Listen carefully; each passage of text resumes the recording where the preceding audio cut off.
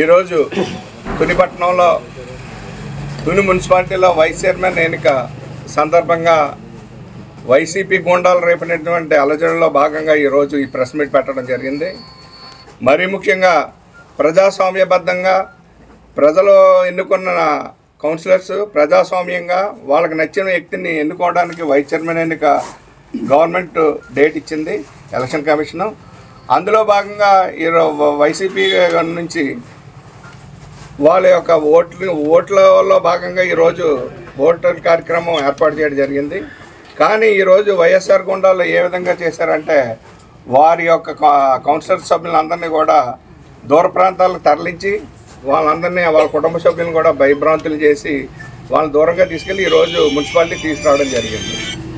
వాళ్ళందరూ కూడా కౌన్సిల్లో అందరూ బాధపడేదంటే ఒకటే, గత కౌన్సిల్లో కూడా ఏక నిర్ణయాలు తీసుకుని మమ్మల్ని కౌన్సిల్ని పట్టించుకోలేదు. ఈ ప్రభుత్వం వచ్చిన తర్వాత కూడా మాకు మంచి జరుగుతుందని మేము చూసాం. మళ్ళీ అదే దహనకాండ అదే హింసకాండ కూడా మా వాళ్ళు మొదలుపెట్టారు. మాకు రక్షణ లేదని పలువురు కౌన్సిల్ వాపోయి వాళ్ళు స్వేచ్ఛగా మాకు రక్షణ కల్పించండి, స్వేచ్ఛగా ఎలక్షన్ జరిపించేలాగా చూడండి, ప్రభుత్వం మీద కాబట్టి అదిగా మీరు చేయవలసిన లా అండ్ ఆర్డర్ ప్రాబ్లం లేకుండా చేయవలసిన బాధ్యత మీదని చాలామంది కౌన్సిల్ మాకు వచ్చి మమ్మల్ని విన్నవించుకోవడం, అదేవిధంగా వాళ్ళ కుటుంబ సభ్యులు కూడా విన్నవించుకోవడం, వాళ్ళని ఎక్కడ తీసుకెళ్ళిపోయారో ఏం చేశారో అన్నది మాకు ఉదయం వరకు ఏం తెలియలేదండి. ఎక్కడున్నారో మాకు తెలియలేదు. తీసుకుని ఎక్కడో బస్సులో తీసుకుపోయారో అని వాళ్ళంతా బాధపడడం జరిగింది. ఆ విధంగా వాళ్ళు ప్రశాంతమైన ఎన్నిక కోసం కోరుకున్న కోరిక మేరకే లా అండ్ ఆర్డర్ ప్రాబ్లం లేకుండా సీఏ గారికి అక్కడ కమిషనర్కి ఎలక్షన్ కమిషన్ కూడా మేము ఆదేశాలు ఇవ్వడం జరిగింది. ఎందుకంటే అధికారంలో మేము ఉన్నాం, ప్రజలకు భయభ్రాంతులు కానీ ఎవరు రక్షణ అడిగినా ఇవ్వాల్సిన బాధ్యత మాకు ఉంది. ఎందుకంటే పార్టీలు ఎలక్షన్ వరకే, పార్టీలు అన్నాయి ఎలక్షన్లో చూసుకుంటే ఎలక్షన్ వరకు ఉన్నాయి. గెలిచిన తర్వాత ఏ పార్టీ లీడర్ అవ్వనని ఎవరనేయండి, అందరూ కూడా ప్రజాస్వామ్యానికి సమబద్ధులు. అందులో భాగంగానే ఈరోజు వాళ్ళకి ఇప్పుడున్న కౌన్సిల్ రక్షణ కల్పించి ఓటింగ్ ప్రక్రియ మొదలెట్టమంటే వైసీపీ గుండాలను వేసుకుని వచ్చి మొత్తం మున్సిపల్ కార్యాలయాన్ని మీద దాడి చేసి కౌన్సిల్ హాల్లోకి వెళ్ళి కౌన్సిల్స్ వాళ్ళే ధర్నాలు చేస్తున్నట్టు స్లోగన్లు ఇచ్చి ఎన్నిక ఆపడం కూడా జరిగింది. ఎందుకంటే ప్రజాస్వామ్యబద్ధంగా చేసుకోవాల్సిన బాధ్యత ఉంది. అధికారులకు ఏముంది, ప్రశాంతంగా ఉంటేనే ఎలక్షన్ నిర్వహిస్తారు. దానిలో భాగంగా ఎలక్షన్ పోస్ట్పోన్ చేశారు. ఈరోజు మాజీ మంత్రి రాజా గారు ప్రెస్ మీట్ పెట్టి వైసీపీ తెలుగుదేశం గుండాలు రౌడీలు ఈరోజు ఆపారని చెప్తున్నారు. తెలుగుదేశం గుండాలు రౌడీలు కాదు, తెలుగుదేశం వాళ్ళు వచ్చారు కాబట్టే సక్రంగా ఈరోజు ప్రశాంతంగా లా అండ్ ఆర్డర్ ప్రాబ్లం జరగకుండా ఏమి ప్రశాంతంగా మున్సిపాలిటీని ప్రశాంతంగా ఉండదు. మేము పూనుకున్నాం కాబట్టి మున్సిపాలిటీ ప్రశాంతంగా ఉంది. గతంలో మీరు 2020 మార్చిలో మీరు నామినేషన్లో మున్సిపల్ ఎలక్షన్ టైంలో మీ గవర్నమెంట్లో మీరు చేసిన అరాచకాన్ని ఒక్కసారి మీరు గుర్తుకు తెచ్చుకోండి. మీకు తెలుసో తెలీదో కౌన్సిల్ సభ్యులని నామినేషన్లు వేయకుండా తీసుకుపోయి దూరంగా తీసుకుపోయి నానహింస పెట్టి వాళ్ళని భయపించి భయభ్రాంతులు చేయించి విత్డ్రాలు కూడా చేయించిన రోజులు ఉన్నాయి. మీది అరాచక పాలన, మీ దగ్గర గోండాలు రౌడీలు రౌడీ షీటర్లు మీ దగ్గర ఉన్నారు, తెలుగుదేశం పార్టీలో కాదు.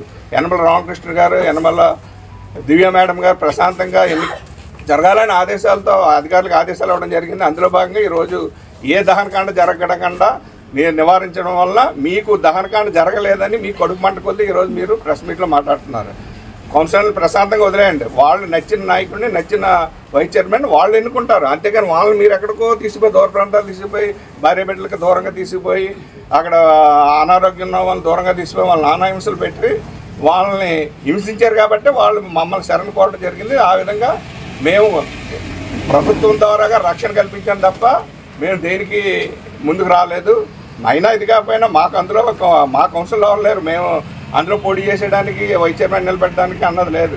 మీ సభ్యులు మీ వాళ్ళు ఇప్పటికీ టచ్లో ఉన్నారు. ఈ రోజు కూడా ఈ గంటకు కూడా నేను ప్రెస్ మీట్ ఇచ్చి గంట ముందు కూడా నేను చెప్పారు మేము రెడీ, మీరు ఎప్పుడు ఏది చేసినా మేము రెడీ. కానీ వాళ్ళ కౌన్సిల్ సభ్యులు మాకు చెప్తున్నారు, ఫోన్లు చేసి వాళ్ళు తీసుకుపోతే వాళ్ళ బంధువులు అందరూ కూడా మా ఇళ్ళకి వచ్చి చెప్తున్నారు.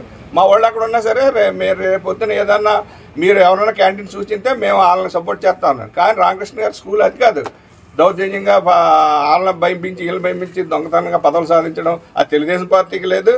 ఈ 40 సంవత్సరాల నుంచి రామకృష్ణ గారు ఏ విధమైన ఆక్రమణలు కానీ ఏ విధమైన దొంగతనంగా ఎన్నిక అవ్వడానికి కానీ ఆయన ఎప్పుడు చూడలేదు. 40 సంవత్సరాలు ప్రజలకు తెలుసు. రాజా గారికి తెలియదో మరి తెలిసేదో మరి నాకు తెలియదు, కానీ ప్రజలు 40 సంవత్సరాలు రామకృష్ణ గారు చూశారు కాబట్టి ఈ రోజు మళ్ళీ రామకృష్ణ గారు అమ్మాయిని నిలబెడితే ఈరోజు ప్రజలు గెలిపించి ఇవాళ మళ్ళా రాముడి పాలన కావాలని తీసుకొచ్చారు. అది తుని మున్సిపాలిటీలో వైఎస్ఆర్ పార్టీ నాయకులు తుని పట్టణాన్ని ప్రశాంతత దెబ్బతీయాలనే ఒక ఉద్దేశంతో మరి గత వారం రోజుల నుంచి కూడా మున్సిపల్ వైస్ చైర్మన్ ఎన్నిక నిమిత్తం కిడ్నాప్ చేయడం, వాళ్ళ కౌన్సిల్ సభ్యులందరినీ కూడా మారుమూల ప్రాంతానికి తీసుకెళ్లి దాయడం, వాళ్ళ కుటుంబ సభ్యులందరూ కూడా భయభ్రాంతులకు గురవడం కూడా మన అందరం కూడా చూసాం తుని పట్టణంలో. వాళ్ళకి ఇది కొత్త కాదు. గతంలో 2020లో ఆ రోజు అటువంటి పరిస్థితుల్లో తెలుగుదేశం పార్టీ నామినేషన్లు వేసినప్పుడు ఈరోజు మున్సిపల్ చైర్మన్గా వ్యవహారం చేస్తున్నటువంటి ఆ వార్డులో మా క్యాండిడేట్ ప్రపోజల్ సంతకం పెడుతుంటే అక్రమంగా కాగితాలు లాక్కొని తీసుకెళ్లి కిడ్నాప్ చేసిన సందర్భాలు కూడా ఉన్నాయి. అదేవిధంగా 14వ వార్డు కౌన్సిల్ అభ్యర్థిని కూడా మరి చేతిలో ఉన్నటువంటి కాగితాలని లాక్కొని ఆ రోజు తెలుగుదేశం పార్టీ కౌన్సిల్ అభ్యర్థుల్ని నామినేషన్లు వేయనీయకుండా మరి వేసినటువంటి కౌన్సిల్ సభ్యులందరినీ కూడా ఇబ్బందులు పెట్టడం మీరందరూ కూడా తునిపట్నం ప్రజలందరూ కూడా కళ్ళారా గమనించారు, చూశారు. అది చూడడం వల్లే మన 24 ఎలక్షన్లో తునిపట్నంలో భారీ స్థాయిలో తుని తెలుగుదేశం పార్టీకి మెజార్టీ ఇచ్చారు. ఏ రోజు కూడా రామకృష్ణ గారి ఆధ్వర్యంలో తెలుగుదేశం పార్టీ అభివృద్ధి కార్యక్రమాల్లోనే ముందుంది, కానీ అవినీతి కార్యక్రమాల్లో కానీ అలజడ సృష్టించడంలో కానీ ఏ రోజు కూడా తెలుగుదేశం పార్టీ నాయకులు కానీ తెలుగుదేశం పార్టీ క్యాడర్ కానీ ఎప్పుడు కూడా లేదని చెప్పి ఈ సభాముఖంగా మీ అందరికీ కూడా తెలియజేసుకుంటున్నాను. కొద్దిసేపటి క్రితం మాజీ శాసనసభ్యులు శ్రీ దాడిశెట్టి రాజా గారు ప్రెస్ మీట్ ఇవ్వడం జరిగింది.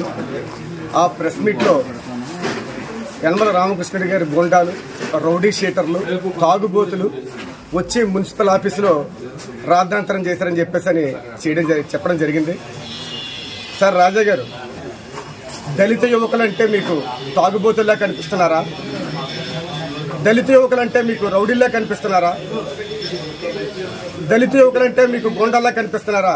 ఎందుకండి మొదటి నుంచి మీకు దళితుల పట్ల ఎంత నీచమైనటువంటి ఆలోచన, ఎందుకు ఎంత వివక్ష? మీరు శాసనసభ్యులుగా ఉన్నారు, మంత్రులుగా చేశారు. ప్రజాస్వామ్యంలో అందరూ సమానమని తెలీదా?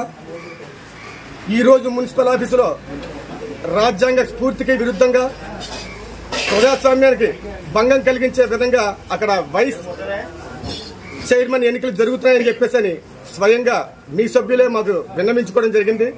దాన్ని ఆపడానికి వచ్చి అంబేద్కర్ గారి రాజ్యాంగ స్ఫూర్తితో మేము అక్కడ ప్రజాస్వామ్యాన్ని కాపాడడం కోసం మేము అక్కడ నిలబడి పోరాటం చేస్తే మాది తాగుబోతుల పోరాటంగా మీకు కనిపిస్తుందా? గోండాల పోరాటంగా కనిపిస్తుందా?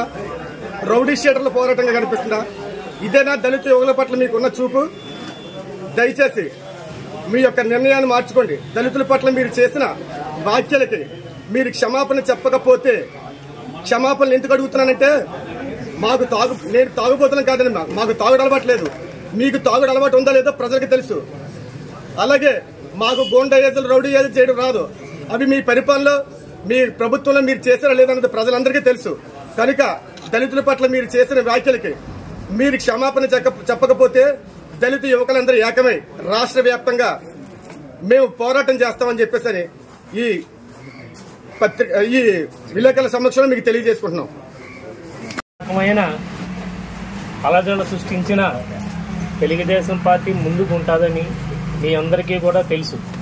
మీరు పార్టీలో అధికారంలో ఉన్నప్పుడు కూడా మీరు ఎన్ని బెదిరింపినా కూడా తెగించి ముందుకు వచ్చిన కార్యకర్తలు, కరుడుగట్టిన కార్యకర్తలు, తెలుగుదేశం పార్టీ కార్యకర్తలు. ఈ రోజు మీరు ఏదో మా యొక్క పద్ధతిని, మా యొక్క అభివృద్ధిని చూసి మీరు ఈర్సుపడి లేనిపోయిన అబద్ధాలు వేస్తున్నారు. యనమల రామకృష్ణ గారు అన్నందుకు ఈ తుని నియోజకవర్గంలో కానీ రాష్ట్ర అటు ఇటు కానీ అనే నాయకుడు ఇప్పటికొచ్చి పుట్టలేదు.